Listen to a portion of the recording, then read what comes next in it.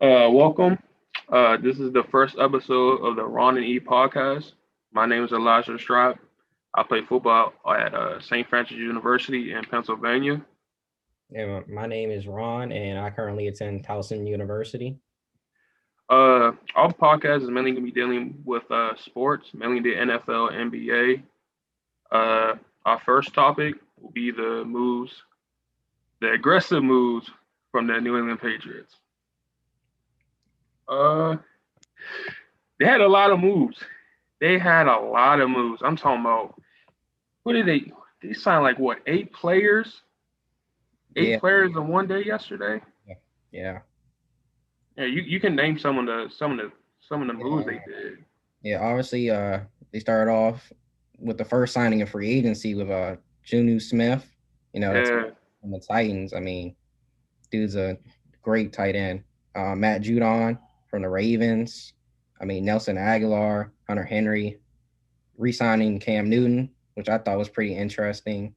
Jalen Mills, which I'm actually kind of, I think he's a sleeper. He just changed his position to safety. He was originally a corner.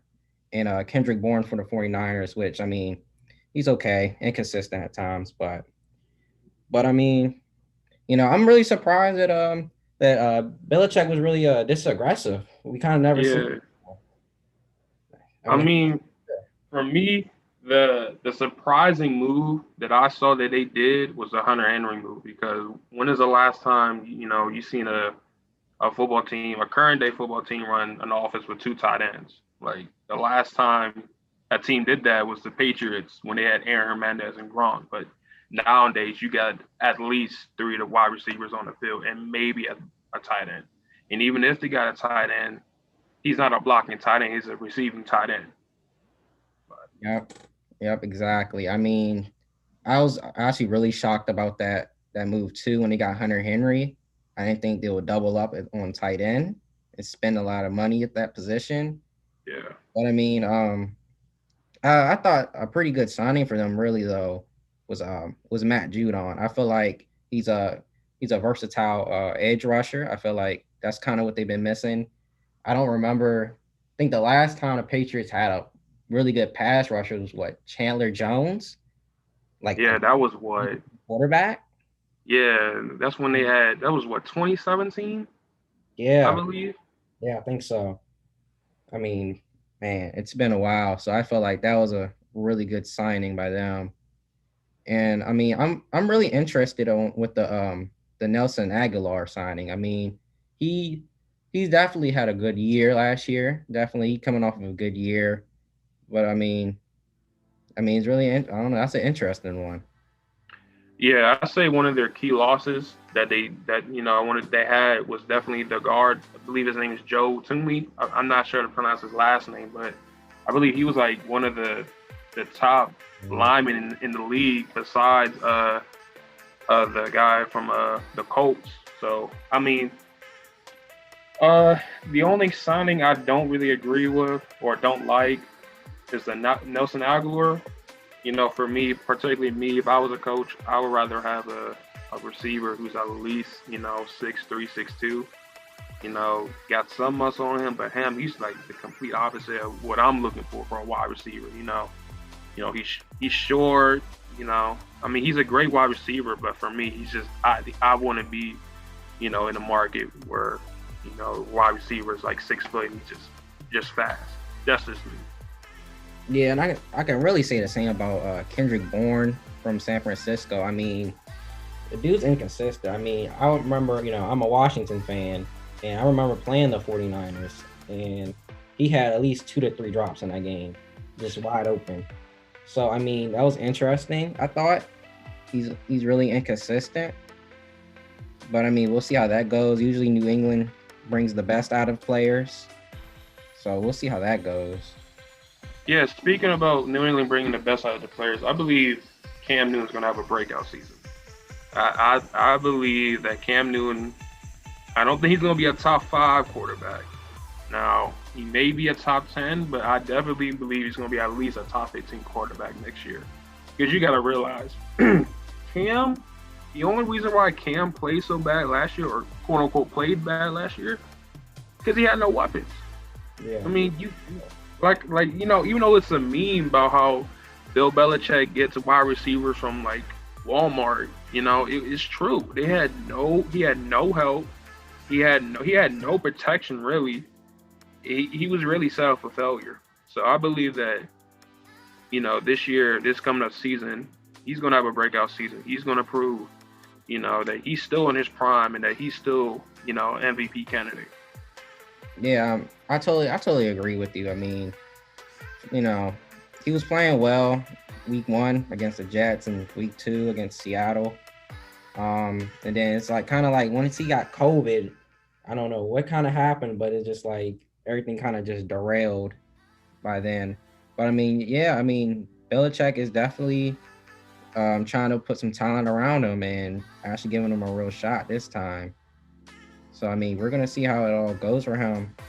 I'm rooting for the guy. He got a chip on his shoulder, so Yeah. So going to the resigning of his contract, I believe, I feel like it's a good contract, even though I feel like Cam is going to be, a breakout player next year. He is getting up there with age. For me, even though I feel like a quarterback should be a lot older, because the best player on your team should be the quarterback because that's the guy who always has the ball in his hands. But he's going to be up there with age, so I don't think he's anytime soon he's going to get like a big time multi-year contract. I feel like the only contract he's going to get is going to be the 1 year to 2 years with the vet minimum. But with a person like Cam, with the personality that he has, I feel like he's okay with that. Because I personally feel like even though he's getting a multi-year deals and stuff like that, and the money's low, he's going to always have that chip on the shoulder, which you said earlier. He's always going to have that I got to prove myself mentality for each game he goes into. yeah, exactly. And so I wanted to bring up a question. So let's say Cam Newton goes out there and he balls out, right? Hmm. So do you think that he can be the long-term solution in New England? No, I don't think long term because, like I said, he's getting up there with age. How old is Cam Newton? Uh, we can look it up. Yeah. Not for sure.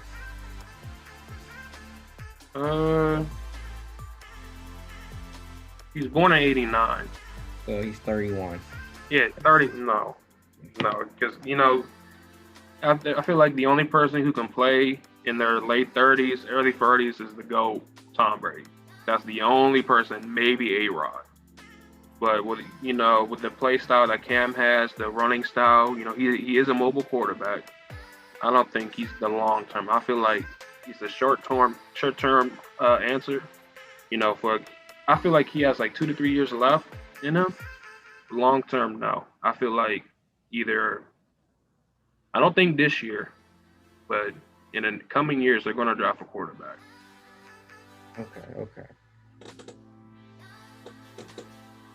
And so let's kind of transition to some other quarterbacks that have been getting some buzz around the league. So first I kind of want to bring up Sam Darnold. It's a lot of trade talk around him. And I kind of want to ask you, do you see any potential in Sam Darnold? I mean, I believe Sam Darnold has all the potential in the world. I don't feel like Sam Darnold is the problem in New York. I feel like it's the scheme and it's the weapons that he has with him. Besides Cole Anderson, I believe that's what his name is, the dude from Carolina. What other wide receiver do they have that's going to help him? Sam Darnold, I actually watched some of the Jets games, and he had some pretty good games, especially against the 49ers. But I don't see why the Jets are looking to trade him unless they're all in the hype of Trevor Lawrence or Deshaun Watson. I don't see why you would trade Sam Darnold for anybody else. Okay, so I mean, my take on it is, I mean, he did show some games where he did have some type of potential. I feel like Adam Gates, their last head coach, was horrible. He was put in a horrible organization. and he kind of was set out there to fail. So I do feel like there is some untapped potential there, and maybe another team trades for him and see what they can get out of him. I mean, the Jets got a decision to make, man, because I mean they're sitting there with the second overall pick, and Deshaun Watson has the Jets as one of his destinations. He wouldn't mind getting traded to. So I mean, it's gonna be a tough decision for them. I mean, personally, if I was them, I would go off and trade Sam Darnold, see what I can get for him. And first, I want to see if I can get my hands on Deshaun, which, I mean, the Texans have made a pretty strong case. They don't want to trade him. Yeah. But if I don't get Deshaun, then I'm just going to probably take Zach Wilson with the second pick, because I feel like he's just a phenomenal player, and you can't pass up on that. You think Zach Wilson is better than Justin Fields? Or do you feel like Zach Wilson would be a better player in their scheme than Justin Fields? I'm asking you two questions. Do you think that Justin Fields or Zach Wilson is better than Justin Fields, or do you think that Zach Wilson is going to fit their scheme better than Justin Fields? Well, in a scheme fit way, I do feel like Zach Wilson would fit them better.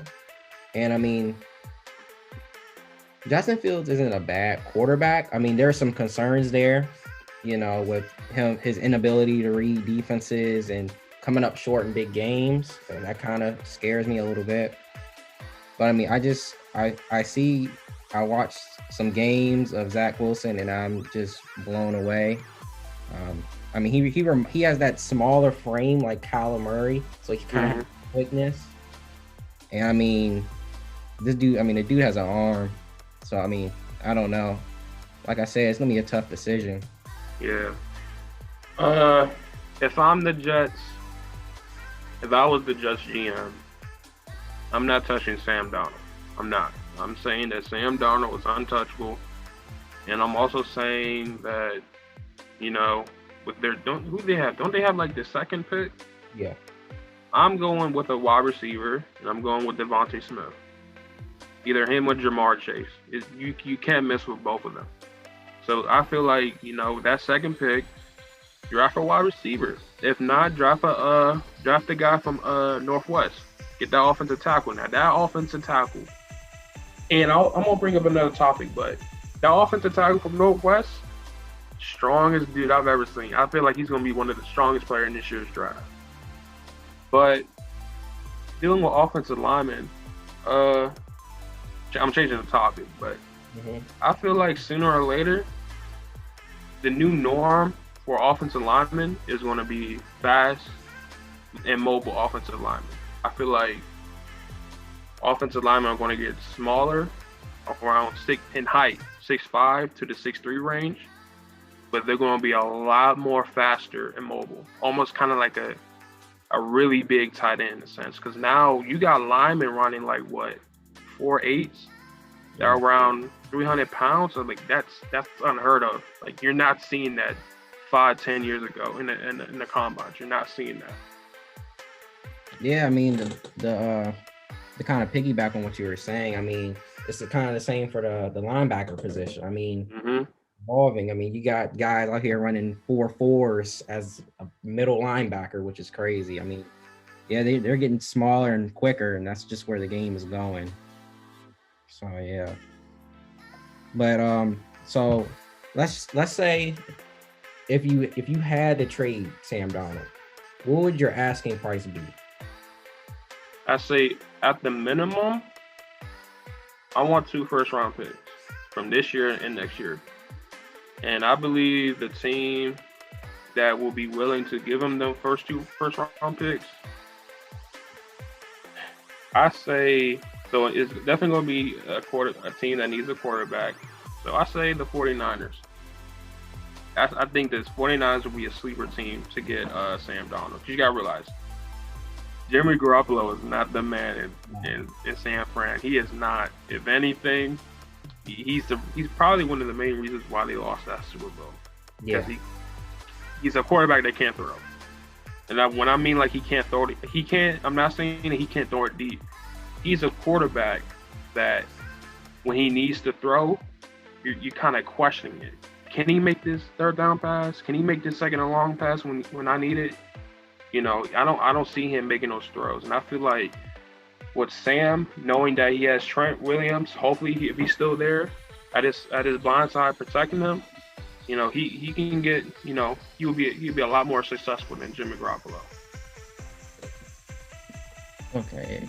Yeah, I totally agree with you. I mean, the 2 first-round picks for me, I mean, that's a little bit of a stretch. You might get, I think you'll maybe get 1 for a second, to be honest, because here's my thing, is like, because he hasn't proven anything yet.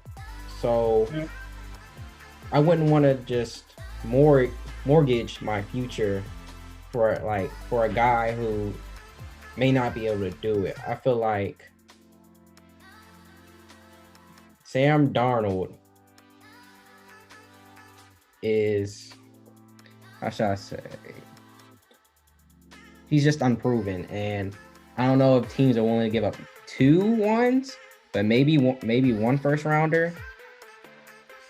But yeah, I mean, if I'm the Jets, I'm gonna see if I can get a first round pick out of him for sure. Yeah, he's definitely worth at least a first round pick, because he was drafted in the first round, but you gotta realize, you gotta look at other trades, like with the Carson Wentz trade.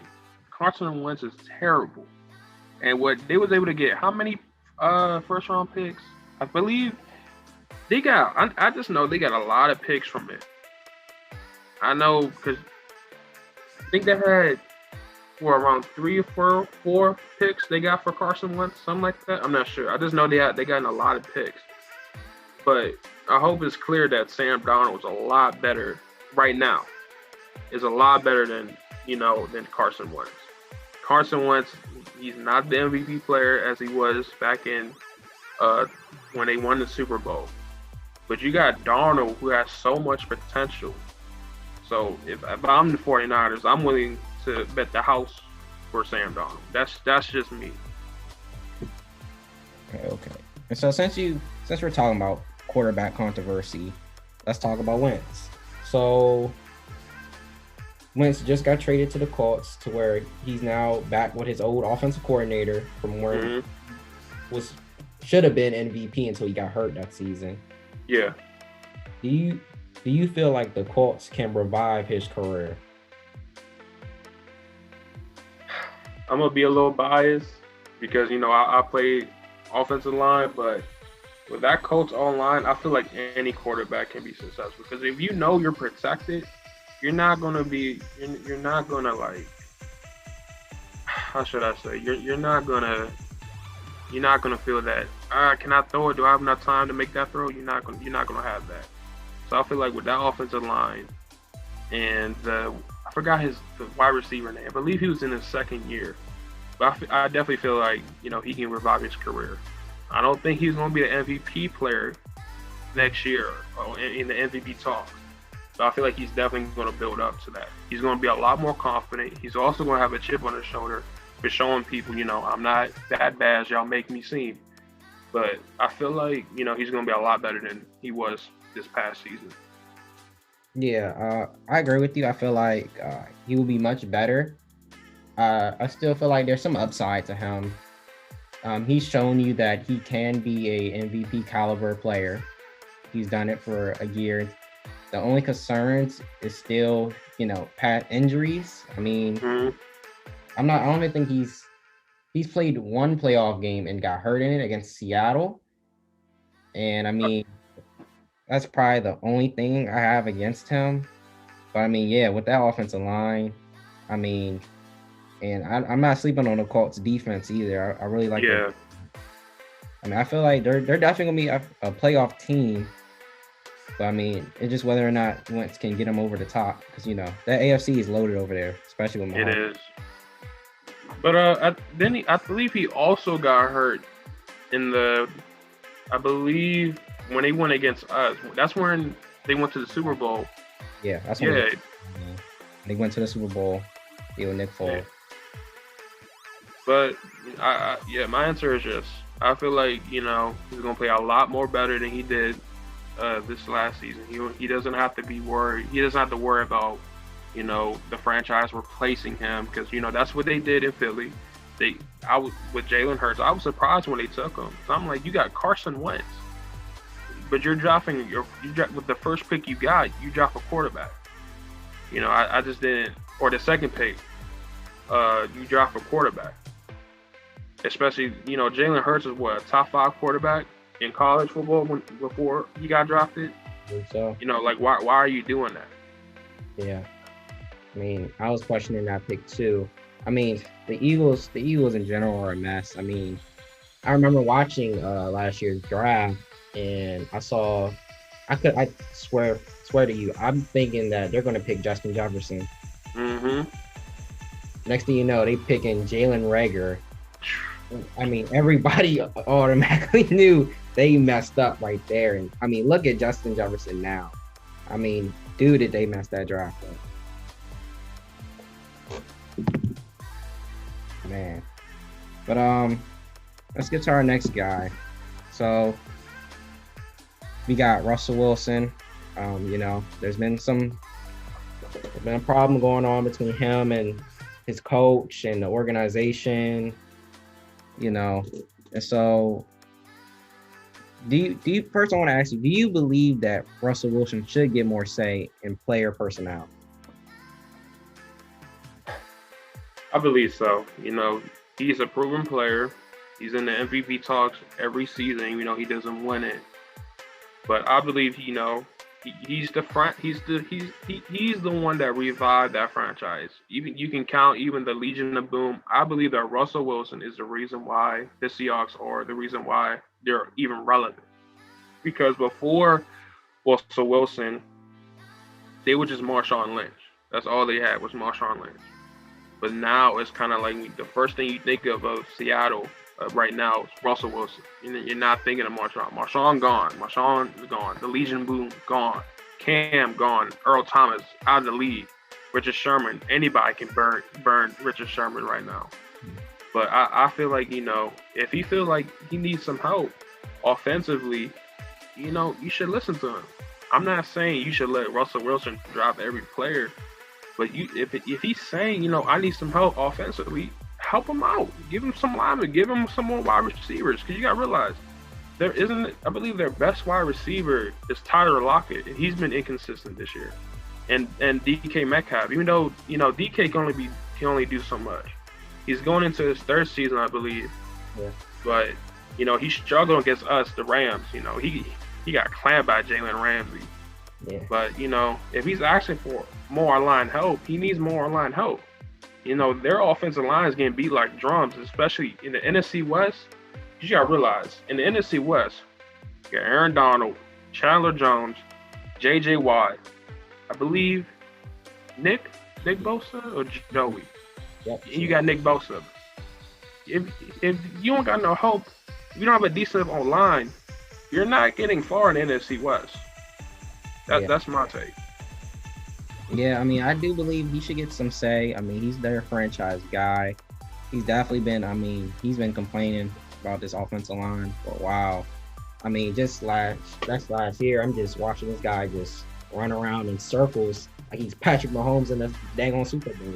So, I mean, it's ridiculous. I feel like they've never really, well, besides Dwayne Brown, I guess you could say, their left tackle, they didn't address the offensive line that well. And I can see why he's upset. I mean, really, especially like you said, with the defensive lines in that division, it's gonna be tough. So I hope they can shore up that offensive line for him. Yeah, and I think I believe the second game or the first game we played Seattle, I think Leonard Floyd had like 5 or 4 sacks that one game. That's just Leonard Floyd. I mean, he just got a brand new. I can honestly say, Seattle is the reason why we gave him that money, that 4-year contract. That one game is the reason why he got all that money. Wow, that's crazy. 5 sacks. Kidding. And so, I mean, do you think that the situation between Seattle's organization and Russell Wilson, like, can that be fixed? Yeah. Okay. So I think it can be fixed, but it needs to be fixed now. Yeah. He's because like you say, he's been asking for help for such and such years. He's sooner or later he's gonna get tired of that. He's gonna get tired for asking for help. He's the one providing, and nobody's giving him nothing. That's like me helping you out, but you're doing nothing in return for me. I'm just asking, can I get a little assistance? But you're not giving me none. So I feel like sooner or later he's gonna get tired of it, and either he's gonna demand a trade, or he's just not gonna resign with them. It's gonna be one of the two if they don't help him out. Yeah, I strongly agree with you. It's definitely got to be now. I mean, he's already listed the teams he wouldn't mind getting traded to. So you don't want to. And when a player says he wouldn't mind getting traded, he's okay with being traded. You're not gonna be happy with a team and say I wouldn't mind being traded to such and such. You're not gonna say that. If you're happy with the organization, you're declining all trade rumors. You're not even gonna list. Can you imagine Aaron Donald saying, I wouldn't be mind traded to the 49ers? Or could you imagine Chase Young saying, I wouldn't be mind being traded to the Eagles? Could you imagine that? Yeah. Yeah, it's crazy, man. So let's kind of move on to another guy that's, I mean, he's been the talk of the whole offseason, Deshaun Watson, right? So, it's going bad with the Texans organization. I mean, it started off with them trading DeAndre Hopkins for like a second round pick and a running back who can't stay healthy. Yeah. I mean, dude, I want to ask you, so do you believe that Deshaun's going to hold out next season? Yeah. And I feel like, he's a player that's able to do that. We already know Deshaun Watson's a top 5 quarterback in the league, if not top 6 or 7. He's the perfect player, or the only player I believe that is able to say, I'm not going to play this year. You're not going to trade me, I'm not going to play. Because he has nothing else to prove. He was a top 10 quarterback. Let's just say top 10. He's a top 10 quarterback losing his number 1 wide receiver. How many other quarterbacks can you say can do that? But I feel like he's just not going to play this season. And then if anything, they're going to here's what's going to happen. He's not going to play this season because he's going to opt out, whatever. But the Texans are going to lose out on a trade. They're going to end up trading them, and they're going to end up trading them for cheap, just like how they did with DeAndre Hopkins, but they're going to do it unwittingly. The DeAndre Hopkins trade, that was out of pettiness. They knew damn well they couldn't have got more than a second round pick and an unhealthy running back. And David Johnson's contract, come on, bro. They kind of got way more than that. A second round pick, like what? I mean, I know it's not like the NBA where a second round pick is basically nothing. But come on, a second round pick and an unhealthy running back for DeAndre Hopkins, I don't even think Matt is going to let you get that trade off. But yeah, I feel like he's not going to play this year. No, unless he gets traded. Interesting. So let's think about it on the other aspect of it. So if you're the Texans organization, do you stand pat and just don't trade Deshaun, play hardball with him, or would you just want to just trade them all and get what you can from them?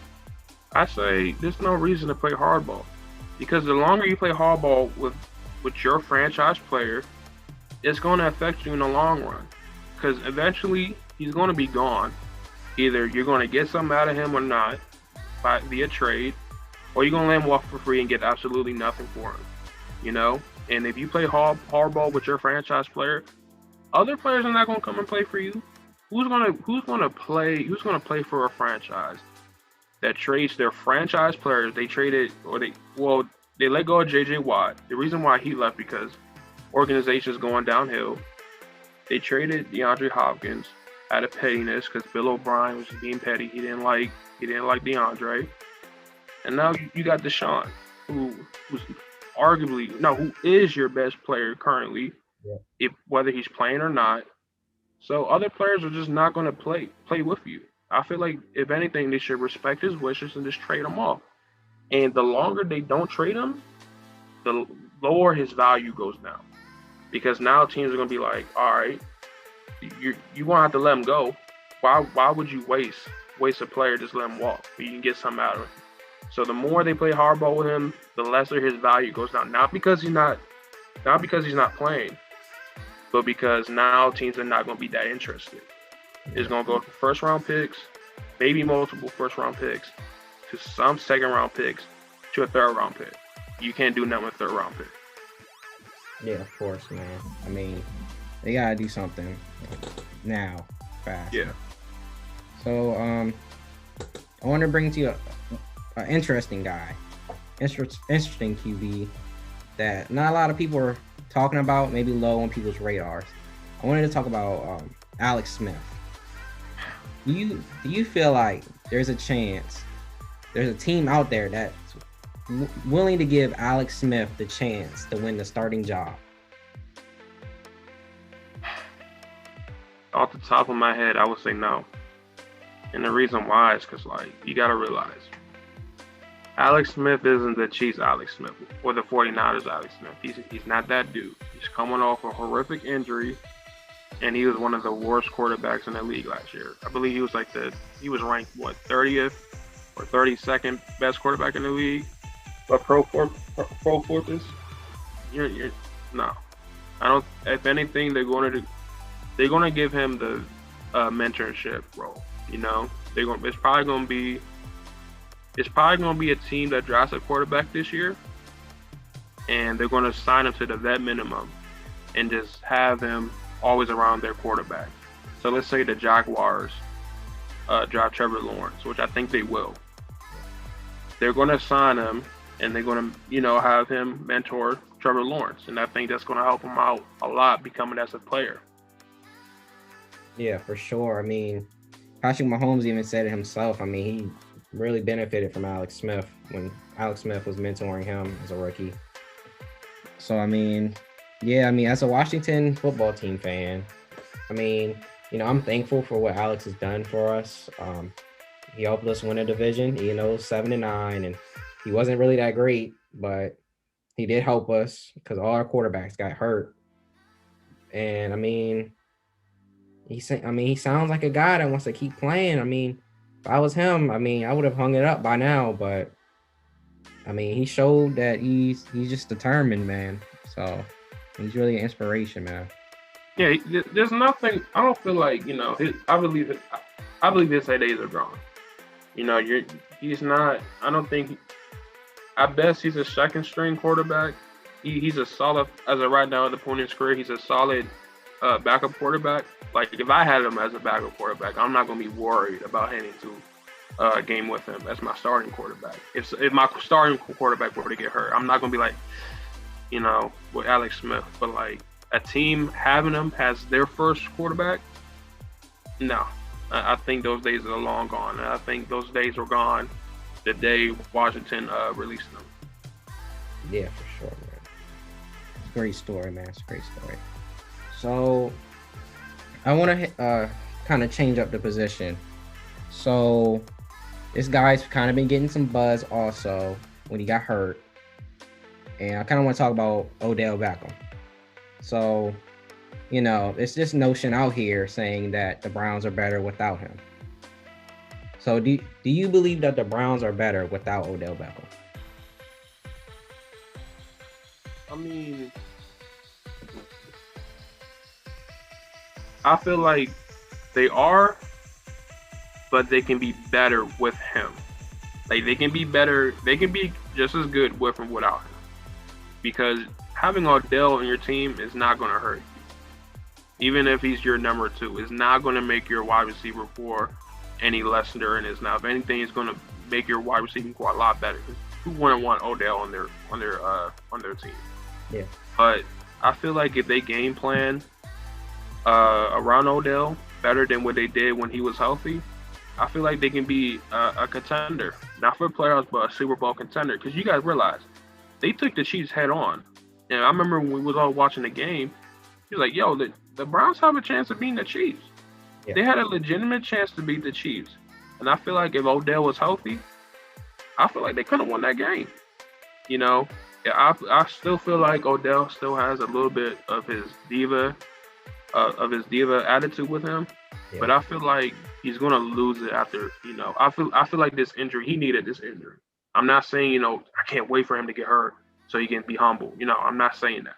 What I'm saying is he needed something like this to humble him, to show him like, yo, this game can be gone. This game can be gone just as quick as like that. So I feel like if they game plan around him, give him the right plays to make him successful, he's going to be good. So that's my take. I feel like they can be a lot better if they use him correctly.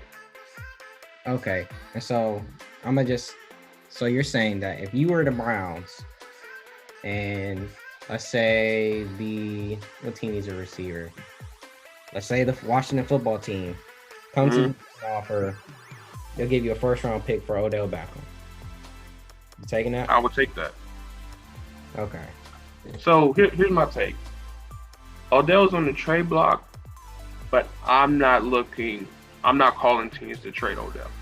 There's a difference between calling teams to trade a player and answering teams for trading a player. Those are two different things. If you're calling teams to trade a player, you don't want that player. But if you're answering the calls from other teams, if you can get like a deal, I'm gonna do it. I'm gonna always do what's best for the team. And I feel like I can get a first round pick, especially from Washington. I'm gonna take that deal because I feel like that'll be a good win for both teams. Yeah, for sure. I definitely think that too, man. So let's go back to kind of like the first topic, the free agency, right?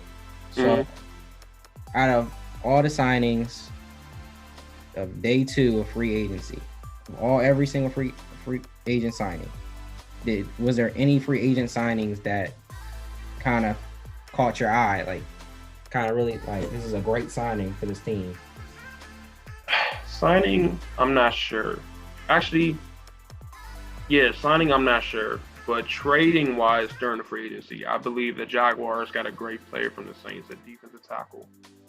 I feel like, the Jaguars are going to be I feel like the Jags will be the team to beat next year. Especially get Trevor Lawrence. Because they got the most amount of cap.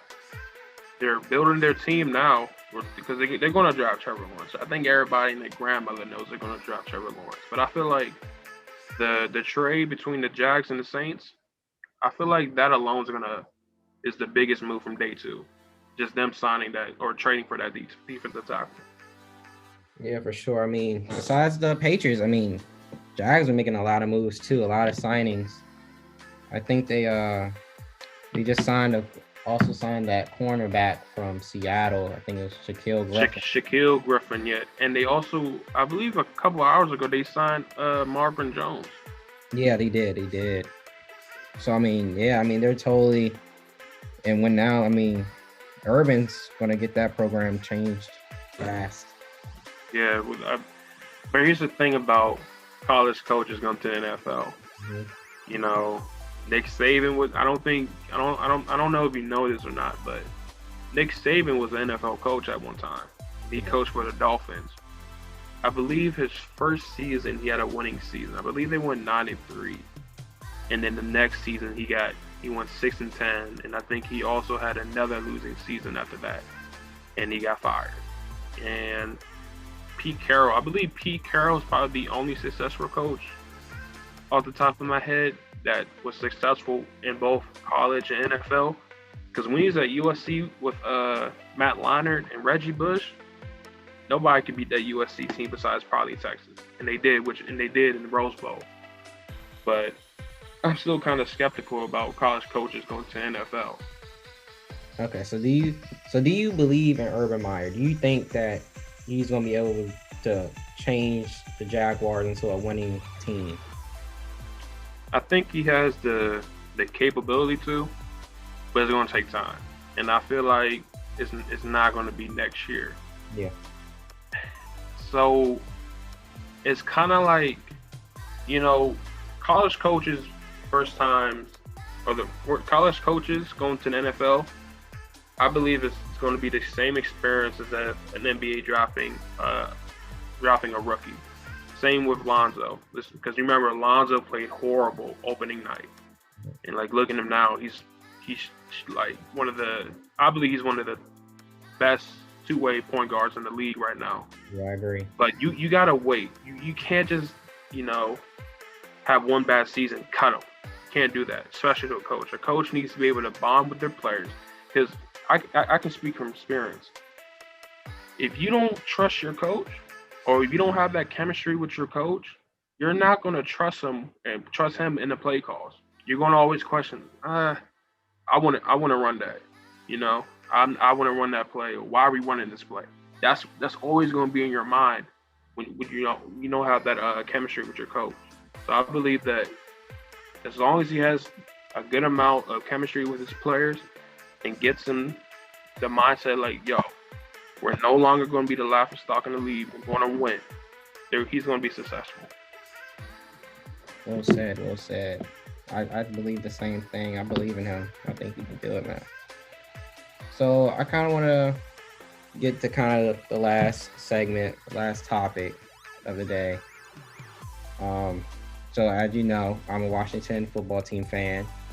For the people out there, Elijah's a Los Angeles Rams fan. And I kind of wanted to discuss how would you rate your team's free agency so far? John Johnson was one of my favorite players on the team. He's from the DMV. Losing him was one of our, he's one of our key players for our defense, But like I told you a couple of days ago, it opens up, Taylor Rapp to develop. I was really excited when we drafted him out of Washington. But, it just opens up new opportunities for Taylor Rapp.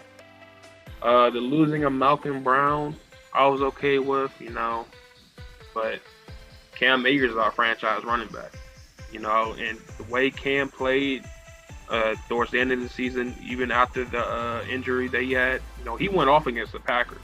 Yeah. Cam, I can honestly say Cam was the reason why we was even still in it for a short period amount of time. But I feel like we're going to need to upgrade our linebacker position, and with Cooper Kupp, Robert Woods, Aaron Donald, and I believe also Jalen Ramsey, basically our best players, with them restructuring their contract. If we can get enough cap, this is my unrealistic free agent signing. If we can get Kwan Alexander from the Saints, that would be a huge pickup for us. So I definitely feel like we need to upgrade our linebacking core, and then I believe our right guard. We need a better right guard. Okay, and so I know you guys were able to re-sign Floyd to that deal, which personally I thought you guys were going to lose him because I thought he was going to command too much money. Yeah. So I forgot exactly what the numbers were. I think it was like what, 4 years, 64 mil. Yeah, 64 mil. I think it's 16 mil a year. How do you feel? Do you feel like he's worth that money? It's hard to say no, but it's also hard to say yes because he's a young player. I believe this will be his 5th season, this next season coming up. But, like I keep saying, that Seattle game, he just keep going. He just went off. It wasn't even that one game. It was multiple games when he had them clutch sacks. And, it just helps keep the pressure off AD or Aaron Donald, But I feel like, the contract, if he continues to play the way he did last season, I'm not going to be mad at the amount of money we gave him. Because as long as he's producing sacks and keeping them double teams and triple teams off Aaron Donald, it's going to be worth the money. Yeah, of course. Yeah, I believe, Aaron Donald's like one of the best defensive players of all time. But yeah, I think that it was worth keeping him. Definitely 16 mil. It's a little high, but he was really productive last year. So I kind of don't mind. So with Aaron Donald though, that defensive line just by him is gonna be dominant. So Yeah. but so I kind of want to get to, I guess, my team, Washington football team. Um, you know, it's been a slow start so far. You know, I'm trying to trust Ron Rivera. I mean, so far we've only gotten Ryan Fitzpatrick. In my opinion, I feel like that was a little bit of a desperate move because he just felt like we had to do something at quarterback because, you know, we have Kyle Allen, which is coming off of a broken ankle, and Taylor Heineke, who played 2 games and got hurt in both of them. So I felt like it was kind of a desperation move, just getting someone there. But I'm hoping that maybe Ron is planning maybe draft a quarterback and using, you know, Fitzpatrick to kind of mentor him. I'm hoping. But I mean, it's just, I think that's really the only guy we signed. We re-signed our kicker, but I mean, who cares? But we let Ronald Darby go. I didn't like letting him go.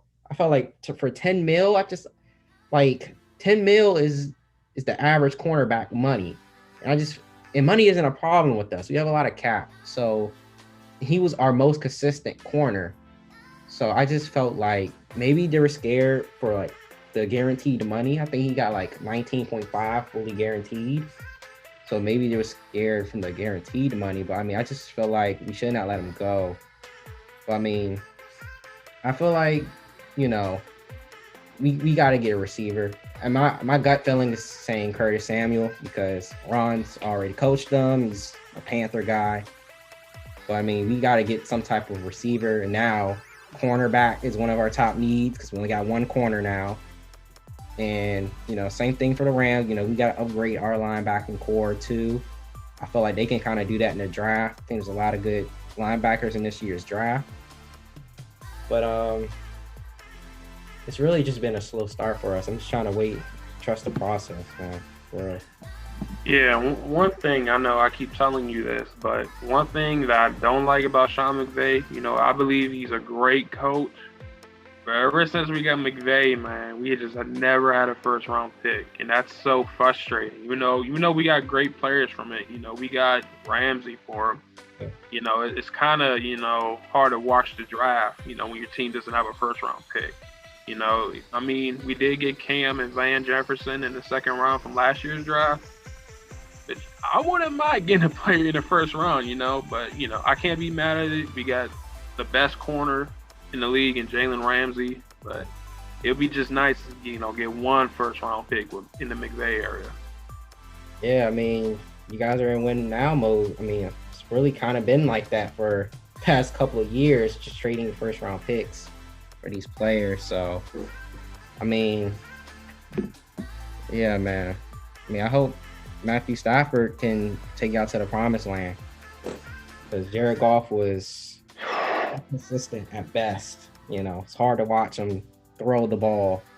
Yeah, man. It was you know, he just would not throw the ball deep. You know, I would pray weekends. I'm like, yo, throw the ball deep. You know, Coop will be open, but one thing that I always noticed about Goff, every time he played, he always pump. He'll pump and then throw it because he will hesitate. I don't think Goff trusts in himself to throw the deep ball.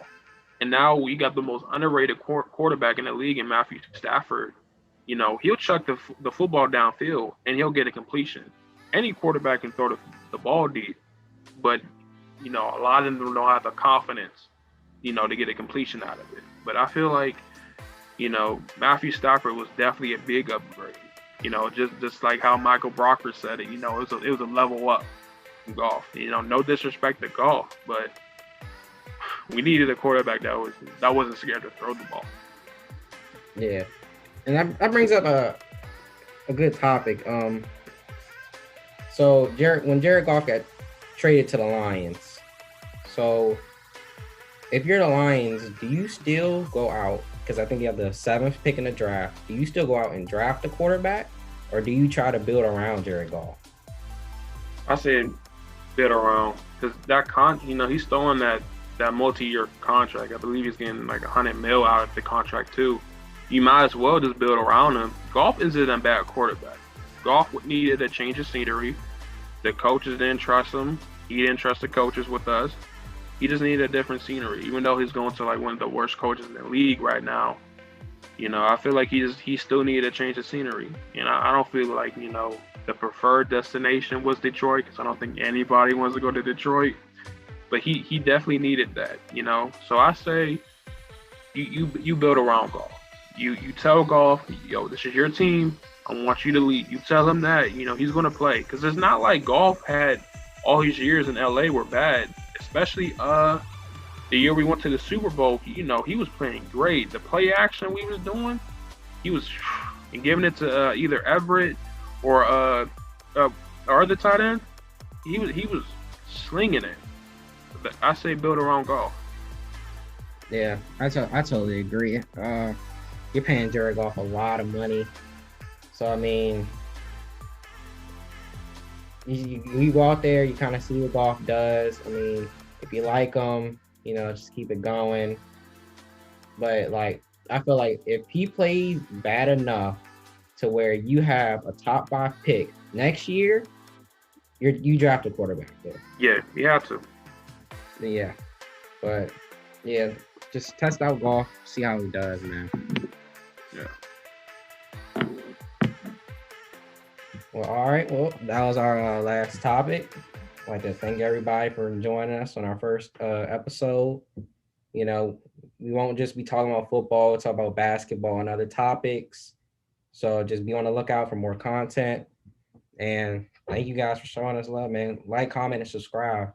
We out. Peace.